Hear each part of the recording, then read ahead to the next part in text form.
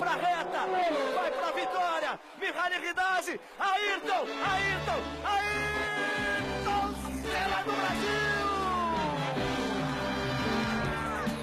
De ponta a ponta ele vence em Interlagos! Fala, galera, tudo bem? Patusca Opa. diferente hoje, hein? Vocês viram que tá mais bonito.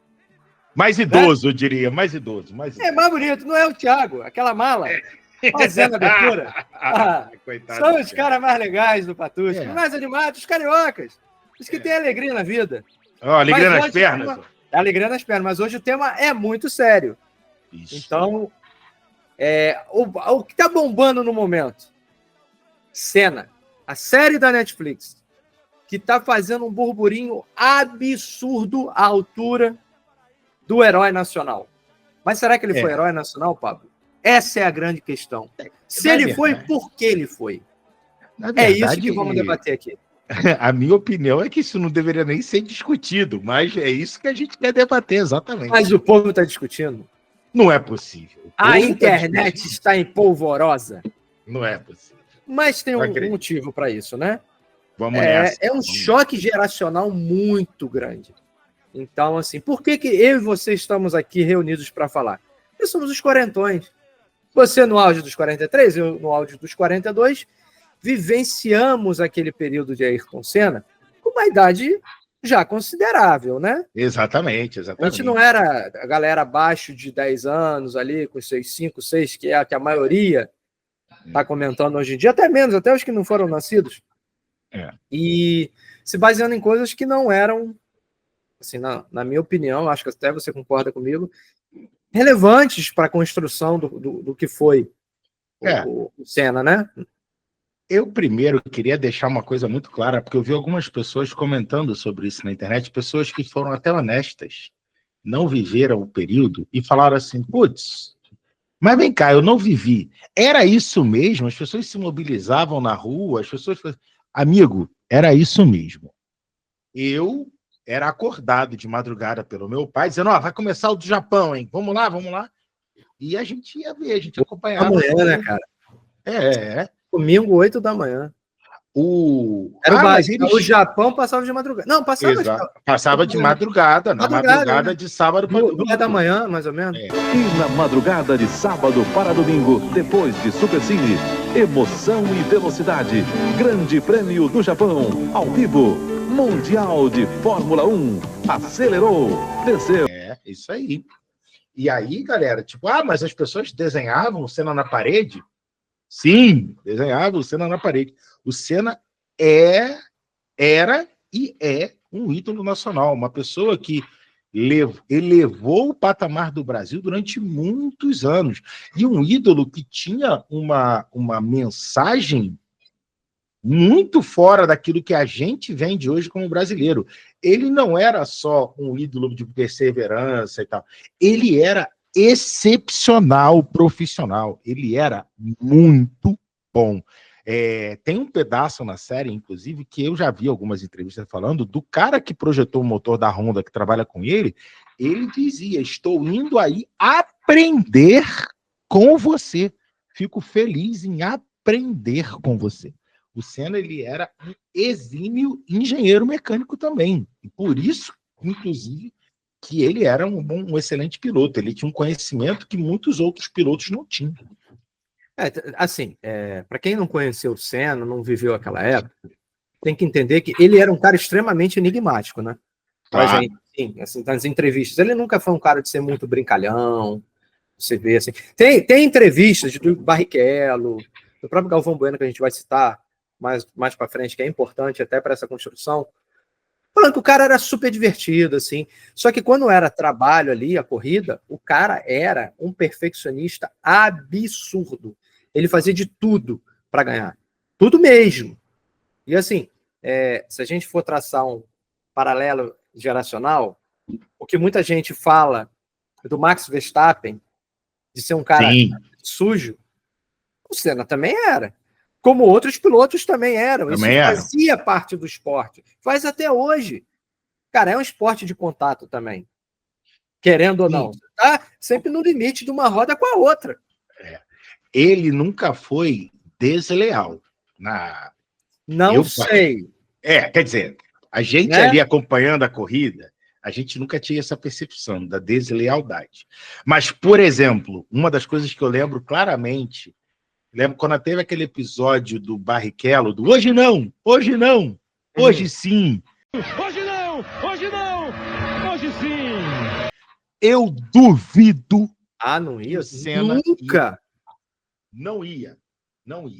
O Senna, ele só tinha um objetivo na vida dele, que era vencer, bro. O fim dele era esse, ele queria vencer. Eu não diria que ele era um cara sujo, não sei se é bem essa palavra, mas eu acho que ele aproveitava muito bem os meandros. E se o cara fechasse, ele batia. Eu não lembro quem foi que falou. Não sei se foi o Leto, acho que foi o JJ Leto, no documentário de 2010, que virou filme, né? O filme de 2010. Ou se foi no documentário da BBC, agora não lembro. Ele falando, o Ayrton tinha um negócio, ele fazia você escolher se ia ter ou não a batida. Exatamente. Foi exatamente essa frase, ele fazia você optar se ia bater ou não. Porque, cara, ele ia no limite da regra. Então, assim, eu vou entrar aqui. Você vai entrar comigo? Vamos embora. Corre o risco da gente bater. Tu quer? Então vamos ver. Beleza. É isso. Ele era um animal na pista, cara. Era o cara que queria vencer. Assim, a Netflix fez um negócio que eu não sei, dentre as coisas ficcionais que tem na série, a questão do Balestre. Eu não lembro se o Balestre estava na Fórmula Ford. Olhando. Porque ali fez exatamente o que aconteceu com a briga do Senna com o Balestre na época do Alesi. Do Alesi não, do Prost. Que era o quê? O francês chefiando a FIA e sabotando por muitas vezes o Senna para o Prost ser campeão. Cara, que foi aquela briga de... Porque os caras eram companheiros de equipe. Quando você citou do Rubinho, irmão, era outro patamar. Infelizmente, o Rubinho não conseguiu alcançar o talento dele em resultado. Porque o Rubinho era definitivamente o segundo. Ele era definitivamente o segundo piloto. Rubinho. Mas poderia ser campeão em todos aqueles anos, se tivessem dado a oportunidade dele disputar com um carro igual. Só que, porra, meu irmão, o Schumacher era também outro monstro. Não ganhou a quantidade de títulos, ganhou 8, né? À toa. O cara ganhou 7 seguidos, sei lá, 6 seguidos. Não vou lembrar de cabeça agora, mas assim, todo mundo falava, né? Porque o carro era melhor. Cara, quem ganha com o carro pior? O Schumacher, para mim, ele tornou a Fórmula 1 chata, porque vários anos não tinha competição, ele ganhava e, tipo, cara, não tinha mais graça, entendeu? Eu lembro, assim, que quando eu acompanhava fortemente, eu com meu pai, Fórmula 1 era um esporte, primeiro, assim, para muitos, de unir família, tá? Sim. Como você vê na série. Isso é uma coisa muito legal para falar para a galera que é nova. Fórmula 1 era realmente um evento familiar, como você vê na série hoje. Era um horário de domingo que passava e a gente se dedicava para ver. Isso era Fórmula 1, né?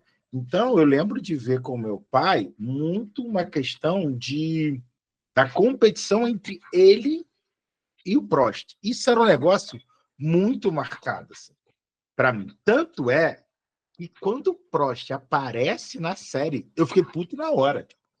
Voltou o Pablinho de 1900 e bolinha, rapaz, na hora. Na hora eu tava puto com o cara, irmão. Na hora. Eu olhei para ele e falei assim, feliz aí que aparecendo, sacaneou o Senna, mano. E às vezes ele nem sacaneou tanto. O Ayrton também foi malandro com ele algumas vezes. Mas o que vendia pra gente, e aí a gente vai falar também de um protagonista muito importante nessa história real, que é o Galvão. O Galvão vendia pra gente o herói e o vilão, irmão. Era isso que ele vendia. Era o Lex Luthor e o Super-Homem, pai. Entendeu? Então, assim, vou te falar. Eu queria que a galera entendesse muito, primeiro, que o Ayrton Senna, sim, era um ídolo, sim, a gente parava tudo para ver o Senna competindo, inclusive de madrugada, Então, essas movimentações que a gente vê, às vezes, em Olimpíada ou em Copa do Mundo, quando o GP, lá fora na Ásia, demora todo o GP do Japão. Até porque, normalmente, o GP do Japão era um dos últimos, era onde se decidia. Uhum. Né? Era onde se Começava com o decidia. Brasil e terminava com o Japão. Isso. Depois Não, terminava com Adelaide, se eu não me engano. Não, geralmente era o último GP, acho que era o Japão, não? Não, eu lembro Mas que era o fogo mais decisivo. isso, ele sempre foi o mais decisivo, porque era geralmente aquele GP que estava todo mundo muito empatado, porque naquela época era uma competitividade danada. Pontuação era diferente. Para quem não sabe, era 10 para o vencedor, 6 para o segundo, aí 4, 3, 2, 1. Eram os 6 primeiros só que pontuavam. Então, pra você ver, a competitividade já era maior. Era acirrada. Pô, a gente chegou a ter, cara, acho que 24 carros no grid. Sim. Pô, era loucura. Loucura. Agora, para vocês olharem, para vocês verem, o primeiro título do Ayrton foi 88. 88. Eu tinha 7 anos em 88. Né? Eu, quando vi aquela corrida do Japão, que mostra na série, onde ele foi campeão, que ele só tinha que ganhar, ele começa, o carro dá um problema, todo mundo passa ele, e ele inicia depois de todo mundo. Quando eu vi aquela corrida na série, eu chorei. Juro para você, eu chorei. Porque eu lembrei, eu, com 7, 8 anos, vendo aquela corrida. Eu lembrei do meu pai roendo a unha naquela corrida do início ao fim. E cara, o que o Ayrton fez naquela corrida foi indecente. Assim, foi coisa de super-herói mesmo. Não tem o que falar. Sabe qual corrida que me marcou? A do Japão, que o Balestre tirou o título dele. Nossa, essa daí... Ele passando pela Shinkane. Essa daí foi... Cara, essa corrida marcou muito a nossa geração.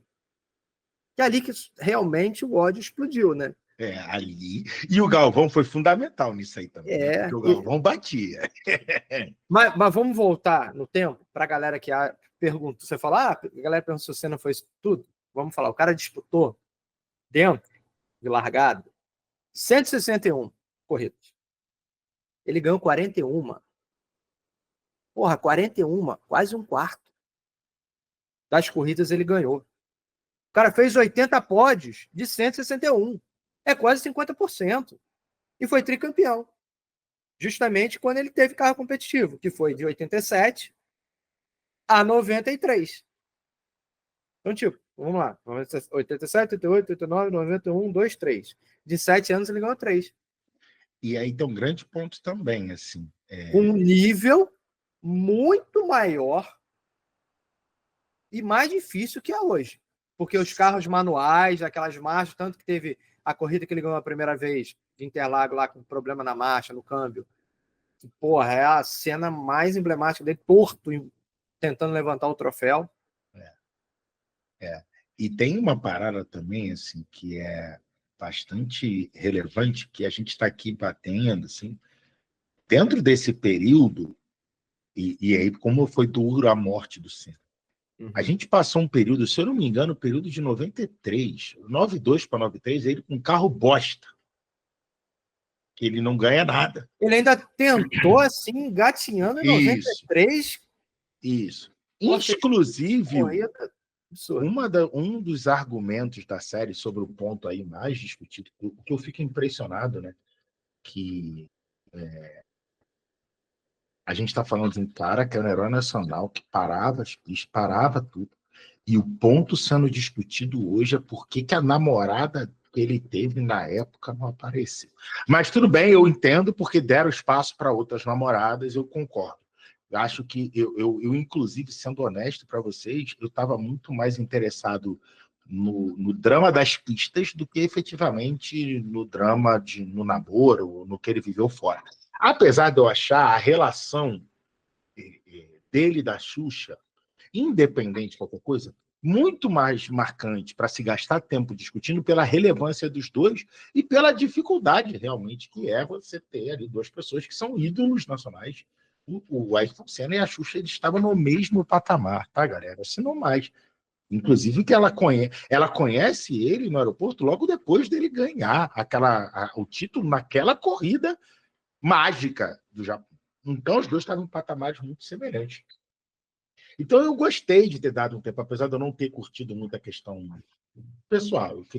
Eu queria ser motivado pelo herói Senna, que era o cara da pista, o cara ali focado. Que era isso que eu sempre admirei no Senna. Então, Mas a gente trabalha 2 pontos, né? ah, Dentro dessa questão, assim. A gente, antes, aqui em off, a gente já estava conversando. Eu acho que para a construção do herói nacional, o que acontecia nos bastidores, a vida pessoal dele, era irrelevante. irrelevante. Né? Porém, todavia, contudo, eu vi algumas entrevistas, inclusive acho que do Flávio Prado, jornalista, por muito tempo na ESPN, a galera deve conhecer, quem não conhece, procura aí. É aquele jornalista mala, todo mundo ou ama ou odeia, porque o cara não tem Ele é papa bem na língua. mala, hein? Ele não tem papa na língua, então ele fala o que ele acredita e não tá nem aqui para quem não gosta, mas ok. Mas é um grande apaixonado por Fórmula 1 e acho que foi ele, cara, eu posso estar sendo injusto aqui, mas acho que foi ele que disse assim, 1 ano e meio com a Galisteu foi onde ele estava mais feliz. Sim. Foi onde ele teve resultados, assim, muito legais, muito bons, assim. Apesar do carro estar mal, já a McLaren em queda, ali em 93, o cara teve resultados assim bons, estava feliz. O que pesou, isso a gente não tem como comprovar, mas já entende, a diferença de status social da época. O cara milionário, porque Fórmula 1 salário na época o cara devia ganhar uns 20 milhões por ano de salário. E não era 20 milhões de reais. Era dólar, acho que era a moeda que era usada na Fórmula 1. Então, assim, é irrelevante para a construção, mas, ao mesmo tempo, tem o seu papel ali importante. Talvez a gente, para a época, não ligasse. Uhum. E a imprensa também não é como é hoje em dia, que você tem a rede social matando, puxando coisas, dando opinião à torta à direita. O máximo que você tinha eram os tabloides ingleses, né? Que eram viciados em fazer fofoca. Então, assim, esse peso, para a época, não era tão grande. Então, o lado familiar ali e tal não era tão relevante. Né? Então, a gente não percebeu isso para a época. Pode ser também. É uma possibilidade. Mas tem um ponto aí também importante, que pelo menos que eu vi algumas pessoas comentando da série, é que como eles decidiram, isso fica claro na série, que grande parte do tempo está dedicado aos bastidores das corridas, da preparação. Humanização de personagem, né? Isso. Como eles estavam se dedicando a isso, e o período no qual o Ayrton ficou com a Galisteu, foi um período onde o carro dele deu muito problema, que é esse período que a gente está falando, não houve tanto foco nesse contexto. E aí eu vou voltar no ponto que eu ia falar, que era o seguinte, o quanto que foi injusta essa questão da morte do Ayrton, porque a gente no Brasil ficou muito empolgado porque ele assinou com a Williams, que na época era o melhor carro de longe. A gente estava aqui. Tanto que tinha assim, uma coisa dizendo que a gente ia ser tetra 2 vezes naquele ano. A gente ia ser tetra no futebol e tetra com o Ayrton. Entendeu? Então, isso é importante a gente trazer esse contexto para vocês. Ou seja, resumindo, as realizações do Ayrton eram comparadas ao título mundial da Copa do Mundo, bro. Entendeu? Você lembra o que fez ele assinar com o Williams? Não lembro. Ele queria ir para a Ferrari, estava praticamente certo. Quem era o piloto número 1 da Williams na época? Era o Alan Prost. Que tinha acabado de vencer o teto. Era o Prost. Ele estava na Fórmula, ele estava na Ferrari e foi para a Williams. Não. Porque o Prost foi para a Ferrari. Não, eu sei que ele foi campeão com o Williams, 93. Foi o tetracampeonato. E ele falou, se o Senna vier, eu aposento, eu saio. E foi o que aconteceu. Exatamente. Porque ele queria, o sonho do Senna era ir para a Ferrari, mas a Ferrari não era competitiva para ganhar título. Não era. O grande carro do momento era a Williams. Só que aí a FIA detonou todos os equipamentos eletrônicos da Williams. Então o carro que estava pronto para ganhar de novo, teve que ser desmontado e recriado. Loucura, né? Tanto que, assim, mesmo aos trancos e barrancos, o Schumacher foi campeão em 94, com o Damon Hill como vice. Né? Mas, assim, o Senna não conseguiu se adaptar. Ele começou a ter muito problema. E dizem que foi por causa da família implicando com a Galisteu. Então, assim, não é totalmente irrelevante. Mas para a construção da carreira do herói, daquela visão, que a gente vai se aprofundar agora, não teve essa relevância. É isso. Não era perceptível para a gente. Não era por isso que a gente ficava concentrado nas manhãs de domingo para assistir o Senna. Isso era um contexto irrelevante, assim, para o herói já brasileiro. Exato. Né? Mas como é que essa construção foi feita? Vamos lá. Tem a questão político-social do Brasil, para a época. Para quem não sabe, 84, quando ele estreou, tinha acabado há pouco tempo assim, o regime militar no Brasil, da ditadura. A gente estava começando o movimento Direta Já, sabe? Era um outro momento do país, com inflação a quase 1000%. 1000%. Era duro, gente. Entendeu? Duro. Você, no mesmo dia, tinha 4 a 5 alterações de preço no mercado. O pessoal reclama hoje, não viveu aquela época. E os que viveram são bem hipócritas na hora de reclamar. Sabe o que foi aquele período? Entendeu? Eu sou um cara privilegiado, eu não passei por isso. A minha família era classe média. Então eu não passei perrengue. Mas, hoje em dia eu tenho noção. Mas eu não morava num local de condição financeira. Eu não era Zona Sul. Eu sou de Niterói, eu não era Zona Sul. Eu era colado ali na quadra da Viradouro, para quem conhece, o Barreto.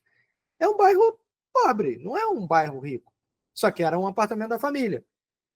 Então, assim, mas a gente tinha gente da família, a gente tinha gente, né? É legal. Que ajudava. A gente tinha família para ajudar. Então, assim, não passei perrengue, eu não vi essas coisas. Não senti na pele isso. O Pablo, talvez, mano, né, pela essa história de vida, você vai entender. Outra parada. Era outra parada. Sentiram mais o problema. Essa é de Rocha Miranda, né? Isso, sou de Rocha Miranda. Explica pra galera o que é Rocha Miranda. Rocha Miranda é o subúrbio mesmo ali da Zona Norte, bem colado com o Honório Gurgel, que é onde a Anitta veio. Só que o Honório Gurgel ainda está um pouquinho melhor. Assim. Então eu morava ao lado de uma... Nessa época, eu morava em Rocha Miranda, assim, mas não onde eu morei a maior parte do tempo. Eu era um pouquinho mais novo. Meu pai trabalhava no Banco Nacional, depois a gente vai falar um pouco sobre isso também, né? E a minha mãe era de casa. Assim. Era uma época apertada, não era uma época... Mas o grande dilema da época era que a gente não tinha um horário. Aliás, a gente tinha que ter um horário correto para ir fazer compras do mês, por exemplo. Porque se você fosse, tipo, vou lá agora, estou com horário livre, você poderia enfrentar os preços ao dobro do que custavam de manhã. Então, era um negócio muito complicado. Isso só se resolveu com plano real, tá? Que plano real 90. só entrou em 94. Olha só. É isso aí, em 94. Ele então, foi campanha de 93, porque quem não sabe, vamos voltar à aula de política aqui. Olha só o período que o Senna foi correr, gente. Entrou o Sarney, no lugar do Tancredo, que não bateu as botas antes. Isso. Aí, teve os cara pintada, né? Estudem aí, pesquisem cara pintada, Direta Já. Lembra na Globo que passava, no Jornal Nacional, qual é o regime que o povo queria? Parlamentarismo, presidencialismo, monarquia. Lembro. E a pesquisa disso. Com isso. A gente acompanhou isso. Um plebiscito, não foi? Plebiscito. Aí o presidencialismo ganhou, voltou a democracia e tal. Então, assim, aí veio o Collor, plano Collor, que cagou o país. Então, isso tudo, tava o cara lá, ganhando corrida. O Senna era... Fala. Não, eu ia dizer também que, para poder dar um contexto, a gente também tinha o auge da briga entre Mocidade e Imperatriz, importante, que Quer falar disso, que eu sou de uma cidade. Não, Essa mas época tinha. Um ganhava, um outro pouco- ganhava, um ganhava. outro mas aí ganhava. era o ano de 90, que teve o tricampeonato de um, o tricampeonato do outro. Isso aí. Só, Né? não, só para avisar. Não, é porque a Imperatriz foi em 94 Então, e a Mocidade ganhou um Mocidade pouco foi. antes. Não, Mocidade ganhou, acho que um bicampeonato, a Imperatriz ganhou um tri, depois a Mocidade ganhou um bi. Um negócio desse. Isso, foi Porque isso aí, 96 foi Mocidade. Isso, foi. Não foi o também Big Bang, que foi Isso aí. do Vander Pires. Evander Pi, claro, pô. Está na minha viradora. Isso aí. A mão que faz Então, a assim, bomba, faz o Faz samba, esse é faz o criador e a criatura. Criador e desse criatura. samba aí. Engraçado, né? Isso Duas aí. escolas que ganharam com o mesmo tema seguido, né? Exatamente. De mundo, coisa. Mas voltando à Fórmula 1, que também foi tema de carnaval, Foi né? tema, claro. O Senna, De carnaval 2012. campeão, se eu não me engano, né? Da Tijuca, não foi Senna que foi campeão? Acho que sim. Não, acho que não foi campeão, não. Não? Não, foi 2014. Não lembro se ele ganhou com 14. Não lembro. Acho que o primeiro Vamos foi aquele voltar. do Segredo, né? Mas vamos lá. Isso, o segredo foi 11. Então, assim, era um contexto do Brasil merda. Uhum, A palavra merda. é essa, o Brasil era uma merda. Não tinha uma alegria, brother. Sabe? Era tudo Não ruim. ter gente feliz. Nem o futebol, cara, que era a Isso paixão quer dizer, nacional. nem o futebol. Sabe? A gente teve, em 92, que foi o título do vôlei na Olimpíada de Barcelona. Isso. Só que o Senna já era tri. Ele já era o herói, cara. Ele já era o Brasil que dava certo. Essa é a definição. O Senna, pra gente, era o Brasil que dava certo. Era o Brasil vencedor. O Brasil que podia exibir a bandeira lá fora. Ah, mas ele só foi exibir, por acaso, para zoar os caras por causa da Copa de 86. Dane-se, irmão. Dane-se. Que a primeira foi essa, mas depois virou um artigo, cara. Uma peça para ele falar, meu irmão, eu sou brasileiro. Se era marketing ou não, a gente vai entrar nessa discussão. Tinha só do lado do marketing, óbvio. É um esporte que precisava de dinheiro, gente. Para você ganhar. Para você estar lá dentro. Sabe? Não era uma brincadeira de criança qualquer. Ele era de uma família com dinheiro. Não era uma família rica, mas era classe média alta de São Paulo. Isso não é qualquer coisa. Entendeu? É um esporte caro. Nego fala, ele era um playboyzinho. Cara, qual que não é? Me diz um piloto. Não tem um. Da Fórmula 1 que não é playboy. Lewis Hamilton. Virou playboy depois. Pô. E aí? Não tem como, mano. Entendeu? Assim, foi adotado pela McLaren. Com 13 anos. Falou, vamos pegar esse garoto. E ele fez construção da carreira e virou um monstro também. O Lewis Hamilton, cujo o maior ídolo no esporte é Ayrton Senna. Então, esse é o ponto que eu quero chegar antes da gente destrinchar o lado de comercial e marketing da carreira dele para a gente chegar ao final mesmo dos finalmente. Cara, ele é ídolo no Japão. Muitos ingleses idolatram. Vários países da Europa idolatram. Não sei a África, porque não sei se a penetração foi grande, porque você não tem piloto. Né? Os países africanos. Talvez sul-africano tenha algum, mas aí a gente está falando, né? Apartheid, aquelas coisas. Era o branco, não era o africano raiz. Então, assim, mas o cara era ídolo no mundo inteiro. Várias pesquisas até hoje apontam o cara como pelo menos top 3 da história. Então, assim, a gente não está falando de um cara que só virou herói ídolo no Brasil. Ele virou no mundo, para muita gente. Agora, por esse contexto político, social que a gente viveu, aí entra o lado comercial da Dona Globo, que transmitia a Fórmula 1 e usou o Senna como cara para bombar de audiência. Para quem não sabe, pesquisa que a gente fez para essa conversa, o tema da vitória não era do Senna. Ele inicialmente foi criado para vitórias no GP do Brasil, que era em Jacarepaguá, aqui no Rio. O primeiro a vencer... Não era Interlagos, não. Não era Só para deixar claro, não era Interlagos, não existia, acho que ainda, Interlagos. Foi o Piquet que ganhou. O primeiro e o segundo a ganhar foi o Prost. Aí, pô, tu botou um tema da vitória para um francês, a gente precisa mudar isso. Aí, em 86, eles mudaram para a vitória de brasileiros. Né? O Piquet foi campeão em 87? Acho que sim. O último título? Uhum. Então, quem acabou pegando o tema para si foi o Senna, porque foram 3 anos de título com o tema da vitória dele. Entendeu? Então, assim, a Globo se aproveitou, criou o tema, botou na praça, escolheu o seu piloto favorito, que era um cara, apesar de enigmático e tal, ele era carismático, era um cara que falava de Deus, era muito religioso. Era o cara, teoricamente, assim, nos bastidores, para a Globo vender como bonzinho, um cara, né, totalmente diferente do que ele era de piloto. O cara de briga de bastidores. Ninguém via essas brigas de bastidores. Não era passado pra gente. Ele foi vendido como um cara que levantava a bandeira. Isso a Globo tem muita participação. E não podemos esquecer de nosso amigo Galvão Bueno. Porque o Galvão Bueno, ele colocou, talvez, a Globo viu o marketing, a Globo viu a oportunidade de escalar o produto Fórmula 1 dentro da Globo, né? Por intermédio do Ayrton Senna. Então a Globo fez isso. E o Galvão Bueno criou a mística, o herói, o cara que... O Galvão Bueno, ele é uma espécie do narrador do Dungeons and Dragons ali, que cria o enredo da parada, era o Galvão.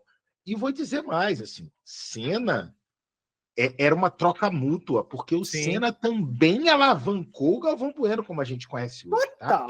Obviamente que depois da morte isso ficou muito mais forte, mas você vê ali uma conexão muito grande do Galvão com... O Galvão ele era Conta, assim, que a galera não sabe, o Galvão Bueno, ele narrava futebol, mas nunca... Cara, a paixão dele era a Fórmula 1. Isso. E ele narrava campeonatozinho carioca aí, rapaz. Eu vi o documentário do Galvão Bueno, inclusive. Muito legal, até assim, para quem foi para a Globo para fazer Fórmula 1. Isso. Então, ele estava na Band fazendo Fórmula 1, não era? Na Band, isso, e foi para a Globo. E ele estava ali, ó. Os dois se alavancaram. Então, óbvio, outra coisa que cresceu muito por causa do Ayrton Senna, o Banco Nacional, que hoje nós conhecemos como o Banco Itaú, né? Porque foi o Itaú, o Unibanco comprou o Nacional, depois o Itaú comprou o Unibanco. Hoje o Banco Nacional, o Banco Itaú. Então, grande parte da alavancagem desse cara foi com eles. Mas vamos lá. Herói nacional do Banco Nacional. E aí vamos lá. Para casado, né, cara? Isso, O capacete icônico com as cores do Brasil. E o símbolo do Banco Nacional. Símbolo do Banco Nacional aqui do lado. E eu vou dizer assim, aí você vai dizer, pô, mas isso é injusto. Era do lado ou era atrás? Agora eu já não lembro. Não lembro, acho que era do lado. E eu vou dizer para vocês, mas vocês vão dizer isso é injusto. Irmão, se eu hoje comprar bonequinho da Marvel, brother, é a mesma parada, irmão. Você não pode ter 2 pesos e 2 medidas. A Marvel também é um bagulho comercial. Ninguém tá fazendo ali por aquilo só por amor, não. Eu entendo que tem muito amor, mas também tem principalmente o dinheiro. Senão a gente não ficava discutindo a bilheteria do negócio. Você está entendendo o que eu estou dizendo? Assim, é que às vezes as pessoas pegam uns argumentos para se diminuir como brasileiro. Essa é a minha visão. Para dizer, mas era marketing. Às vezes, mas era não sei o quê. Não está errado na ideia, na proposta. Mas na hora da execução, entra nesse vício maldito que a gente tem hoje, de querer opinar sobre tudo e geralmente na polêmica vazia. Então, assim, a gente está falando aqui, e a gente já falou do lado da política, o cara também nunca falou de política. Teve no Roda Viva uma vez ele falando que, não gosta de político.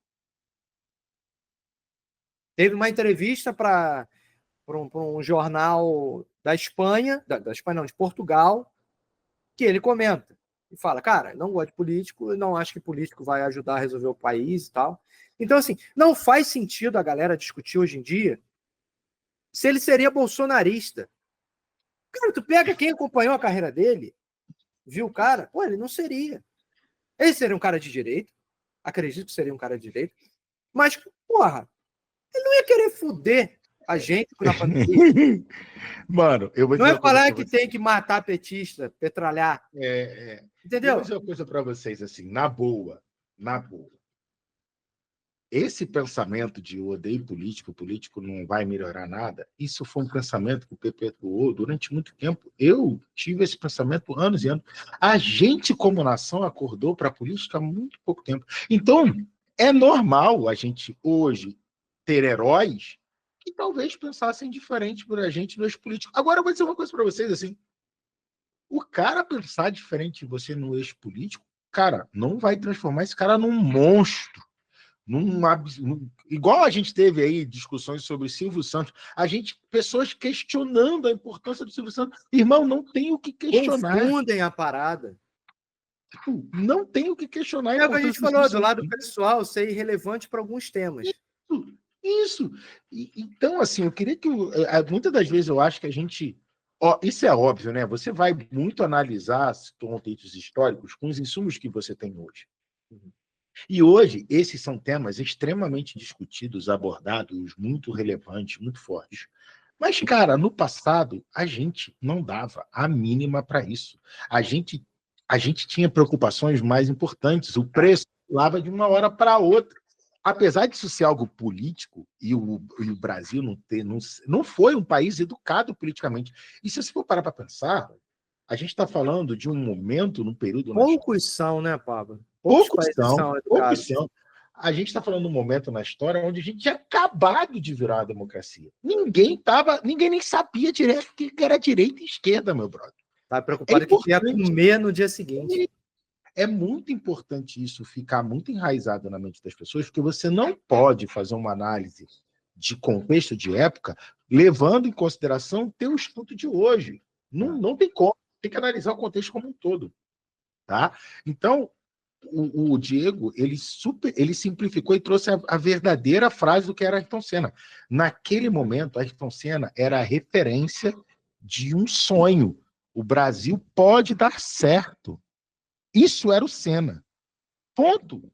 Meu irmão, com todos os problemas e vantagens que vêm dessa frase, mas era a nossa realidade. Exatamente. Uma coisa que as pessoas discutem hoje, e eu até concordo, é de botar o Senna num patamar de Deus.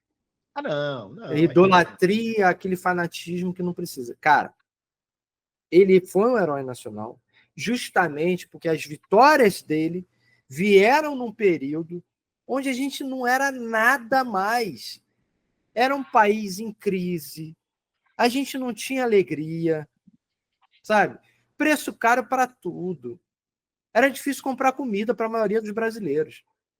Sabe? O Galvão fala que, pô, se o Senna tivesse vivo hoje, cara, estaria com 60 anos, era outra cabeça. Já ia ter mudado muito o pensamento dele para muita coisa.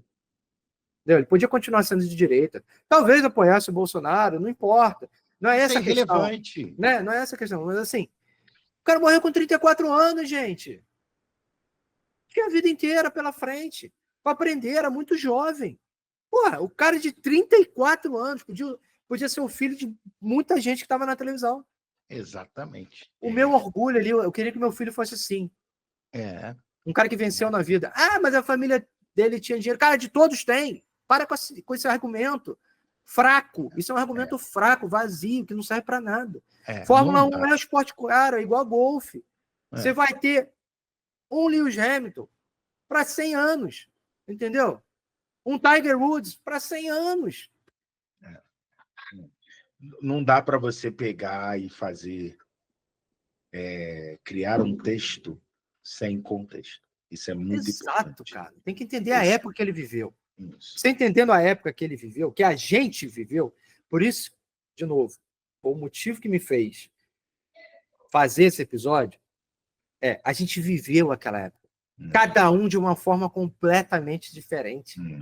Entendeu? Era uma época onde as alegrias que o povo tinha era cena, escola de samba E vez ou outra até o time no estadual. Por isso que o estadual é tão relevante até hoje. Exato. Porque brasileiro era uma zona, a gente nem tinha campeonato brasileiro direito. Uma hora era de um jeito, outra hora era de outro, era uma zona. Pô, a gente teve Taça das Bolinhas nesse miolo aí, pô. né? Então, você tem basicamente 3 coisas que te dão alegria, brother. Mas assim, o E futebol só. era local. É, Né? Era o local, a gente gostava. Não era igual hoje, que salários altíssimos e tal. é. Né? Caríssimo ir pro estádio. Pô, Maracanã com geral, Maracanã de verdade. Sabe? Então, assim, a gente está falando de Fórmula 1, de um esporte justamente de rico e que era dominado por europeu. Exato. E eles ficavam putos com a Ayrton Senna por Caralho. causa disso. Porque o Ayrton Senna era a escória. Isso que é importante vocês entenderem. O quanto que era relevante. O Ayrton Senna era brasileiro, era latino para europeu naquela época, e até hoje em alguns lugares, era escória, brother. Como é que esse cara tá ganhando de mim? É isso que a galera precisa entender. O cara chegava lá e dava na cara de europeu, de francês, de alemão, de italiano. Por isso que os caras odiavam ele. Você vê ali as pessoas odiando quando ele passa na série. Mano, aquilo era real. A gente via as pessoas gritando. Porque ele era arrogante. Ele não era. Claro que ele era foda, porra. Isso era que era o mais maneiro no Senna. Ele não era um brasileiro típico. Ele não era um cara que baixava a cabeça como a gente baixava. Ele dava aquela esperança pra gente de caralho, a gente pode ser assim. Por que eu tenho que baixar a cabeça pra esse cara? Muita gente se inspira, até hoje, no Senna, pra... Porra, eu fui uma pessoa que me inspirei muito no Senna, porque ele era um cara obcecado pelo resultado do trabalho dele. E se eu não tivesse tido essa inspiração, eu não teria conseguido alguma das coisas que eu conquistei. Então as pessoas precisam entender que nem tudo na vida é contexto político, é direita ou esquerda. Ele torce para o Flamengo e eu para o Fluminense. Não é isso. As pessoas são muito mais do que isso. Muito mais. Aí você me deu uma brecha boa, porque muita gente contestou a idolatria ao Senna e não ter ao Piquet, ao Fittipaldi. Cara, teve! Sabe? Mas teve! Os caras tiveram idolatria também. Você vai... O contexto de época era diferente. Então, assim, o Fittipaldi foi bicampeão, mas, assim, nunca foi aquele piloto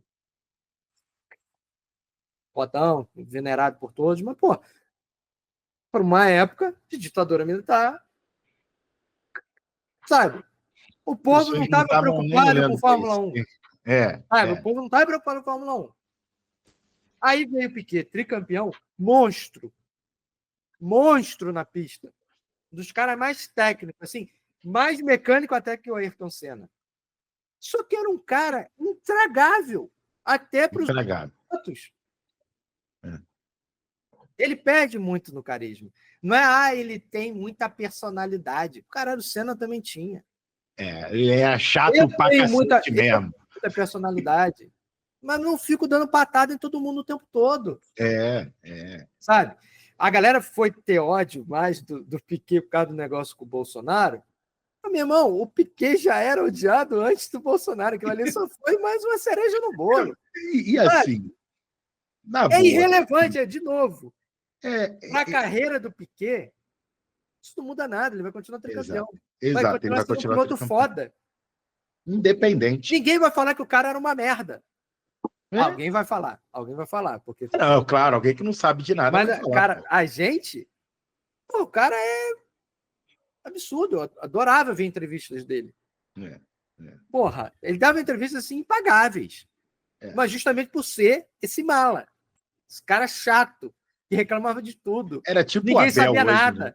Pior. Ele é pior que o Abel. Não, tipo para as pessoas terem uma ideia. Assim. Ele era muito pior que o eu vou querer ser amigo do Piquet. Vou babar ovo do Piquet. Não vai. Vou falar que o Piquet é um ser humano maravilhoso. Não acho. Não vai.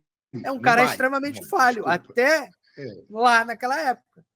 Mas era um puta piloto. Como o Senna também. É um cara com muita falha. O Senna era carismático. O Senna ascendeu no momento crucial do país. Exato. Então, a gente... um momento cheio de esperança, e o Senna renovava essas esperanças. São muitas coisas, entendeu? Ele soube usar isso. Exato. Se ele E ia, porra, ter caridade, porque dizem que ele fazia muita caridade, inclusive, acho que 400 milhões foram doados de dólares é, depois que ele morreu para não coisas é de à toa que caridade. tem um instituto. Não é à toa. Não, O cara mas o tinha instituto é essa. outra coisa. Vamos entrar nessa seara? Não vamos entrar. Não vamos entrar. O que eu Porque o estou querendo instituto dizer é não assim. reflete o que ele pensava. Né? O Isso. instituto é outra O que eu coisa. estou dizendo é que assim, o instituto foi criado, hoje talvez não tenha, mas era para com o objetivo de perpetuar essa coisa que o Ayrton tinha. Se hoje esse instituto é outra coisa, aí, meu irmão, são as pessoas que estão envolvidas. Não é o cara. Não é o cara. Ele não está Entendeu? nem aqui para falar. Ele não está nem aqui para se defender. E digo mais, é um cara que, depois de morto, ainda foi muito explorado ainda por cima. Assim. Então, Demais. assim, hoje, vocês podem me ofender, me xingar muito no Twitter. Mas, cara, é um dos meus maiores ídolos. Desculpa. É. Ah, mas ele talvez hoje foi Bolsonaro. E se ele tivesse vivo hoje, ele seria bolsonarista. Já dizia o meu sábio pai, o Si era um traficante de Acari que morreu, irmão. Eu não tenho como botar o Si na equação, bro. Eu tenho a minha sensação de vida hoje. Se meu pai fosse minha mãe, ele não seria meu pai, ele seria minha mãe. Exatamente. Isso aí, porra. O Si não entra em campo, amigo. Exato, não entra. Então, a gente queria dedicar esse episódio, esse momento, exatamente para ajudar um pouco as pessoas que estão fazendo análises, que estão querendo entender, existem pessoas que estão a dar um banhozinho de loja sobre o contexto, sobre o que aconteceu na época e sobre o porquê o Senna era tão relevante. E tem coisas, obviamente, que não são detalhadas na história, porque a história precisa ser, né, marqueteira, mecânica, ela precisa vender uma interação, né? Então, eu acho que foi importantíssimo trazer essa visão. E eu vou dizer uma coisa mais importante para poder dar informação aqui hoje, tá, Diego Carvalho? Eu vou dar informação. Pode. Imperatriz foi campeã em 89, Mocidade em 90 e 91. Aí, o bico, então, eu falei. Era assim naquela briga. Depois, aí veio o tri da Imperatriz. Exatamente. E o tri da Mocidade, o bi da Mocidade, não foi? Pô, eu entendo disso em carnaval, moleque. Só para avisar para vocês. Mas, então, assim, o nosso objetivo, eu espero que tenha sido alcançado para a galera, de entender o porquê que ele foi tido como herói. Uhum. Tem um contexto gigantesco social, de novo. Era o contexto do país. A gente precisava olhar, pelo menos, num período de 2 horas, 1h30, o Brasil no topo do mundo. Foi por causa disso, aliada à questão da Globo sabendo vender o personagem, do Galvão Bueno usando também para ascender na carreira. Entendeu? Você pode não gostar do que a Netflix fez com as namoradas do Senna e tal, mas, cara, para o herói isso é irrelevante. Isso não tem o peso que a galera quer que tenha. Não tem. Entendeu? Sabe? Isso não vai aumentar nem diminuir o que foi o Ayrton Senna naquele período. Por isso que quem viveu tem uma visão diferente do personagem, do que é a história. Para a gente, é só ter mais uma oportunidade de ver o cara correr. A gente não está preocupado com o conteúdo. Essa é a grande verdade. Eu não vou ver a Senna querendo saber da vida dele. Eu vi o cara correr. Eu só quero ver de novo. Ter aquela sensação, aquele arrepio de quando toca o tema da vitória. De eu lembrar de um cara que ganhava e fazia o brasileiro ter orgulho de ser brasileiro. É só isso. Nem mais, nem menos. Ele não foi Deus, ele não era perfeito, mas era o cara que, no período de retomada da democracia do país, onde o orgulho nacional estava explodindo, cara, vocês não viveram os caras pintada. Vocês não sabem o que foi esse movimento. Algo que a gente não tem hoje em dia e faz muita falta. Essa consciência de país. da galera se juntar, independente de qual lado, para ter uma vida. Vocês não sabem o que foi aquele caos. E quem sabe, entende o que eu estou falando. Entende. Né? Então, tipo, entendo o Senna como um cara que representava a nossa esperança de voltar a ser um país grande. E a gente voltou. Depois daquele momento, a Fórmula 1, infelizmente, precisaram morrer 2 atletas no mesmo final de semana, que teve o Roland Ratzenberger no sábado, depois o Senna, para mudar as regras de segurança. Ele foi importante para a categoria. Da pior forma possível, mas foi. As brigas de bastidores que ele tinha, sabe? Muita coisa depois foi colocada. Então entenda o cara como um ser humano, como outro qualquer, mas que naquele recorte do período, ele foi importante para a nação. Independente se ele era rico, se não era, se tinha investimento, se não era, se era playboy, se não era, se fazia filantropia ou não fazia. Irmão, dane-se. A nossa realidade era: vamos sentar no domingo com a nossa família, depois de uma semana bosta, e ver o Brasil campeão. Ver o Brasil vencedor. É isso. É isso. Resumidamente, para quem não conhece Ayrton Senna, isso é Ayrton Senna. Isso é o herói Ayrton Senna. Era a nossa representação de vitória. E, sendo honesto, vou parar por aqui, senão estarei me debulhando em lágrimas já já. Cara, quem não chora vendo o tema da vitória, narração do Galvão, daquela corrida, foi de 91? Ou foi 90? Eu não lembro agora. Foi 91? Que ele ganhou a primeira vez? Eu não lembro. Acho que é. Aquele que teve espasmo foi 93. Que ele levanta o negócio assim, meio 93. Essa corrida foi brava. Pô, essa foi. O cara tinha só a 6ª marcha, moleque. Que é isso, cara? 10 voltas pro final. O cara perdeu a 4ª, aí ficou quebrando marcha uma atrás da outra. O cara fez 3 voltas com só a 6ª marcha. Pô, a galera não entende o que é isso. Essa é loucura. Como é que o cara não vai ser tido como herói? O cara quase se matou para ganhar a corrida em casa. Ele precisava daquela vitória. É loucura isso, cara. Loucura. Pode crer. Então, fechamos, né? Poxa, acho que é isso, galera. Então, aquele recadinho final. Gostou do vídeo? Não gostou do vídeo? Comenta aí. Curte o canal. A gente tem muito conteúdo legal de entretenimento, em forma geral. Games, séries, filmes. Falamos sobre a vida, né? Sobre o mercado. Estamos aprendendo muito com vocês aí, com os comentários. Então, vem fazer parte da família Patusca. A gente vai ficar muito feliz. Faz a gente crescer. E a gente vai lembrar de vocês lá na frente, tá bom? Boa. Então é isso, e semana galera. Que vem tem TGA. E essa semana a gente vai estar discutindo sobre TGA. A gente começa a falar. Fiquem ligados. Falaremos muito. Em breve entrarão vídeos nas nossas redes sociais, ali no Instagram, no YouTube, sobre os indicados a jogo do ano. Fazer um videozinho de 1 minuto explicando por que tá lá, o que a gente acha, se ganha ou não ganha. Tá bom? Então é isso, galera. Um grande abraço a todos. Beijo. Beijo. Tchau.